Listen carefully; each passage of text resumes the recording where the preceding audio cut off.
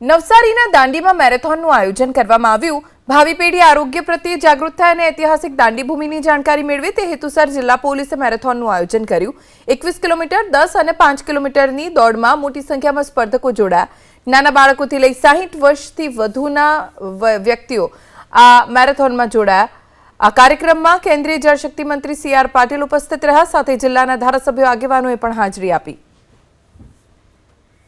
Navsari SP Shri, નવસારીના police કર્મચારીઓ, અધિકારીઓ અને શ્રી અશોકભાઈ ગજેરા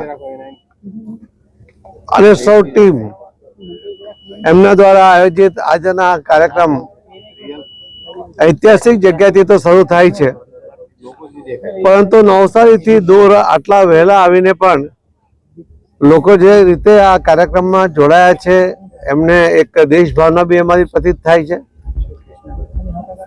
અને જે રીતે સ્વાસ્થ્ય માટે પણ જાગૃતિ આમાં દેખાઈ આવી રહી છે। 7 દિવસ પહેલાથી જ્યારે આનું રજીસ્ટ્રેશન બંધ કરવું પડે એટલો ઉત્સાહ એ પણ આ કાર્યક્રમમાં જોવા મળ્યો છે। મને વિશ્વાસ છે કે જે પણ યુવાનો અને ભાગ લેનાર તમામ એ આમાં પ્રતિયોગિતા કરતા પણ એક ભાવનાત્મક રીતે જોડાયા છે। આમાં જીતવાની ભાવના કરતા દેશ પ્રત્યેની ઘેલછા એ પણ આમાં દેખાઈ આવે છે।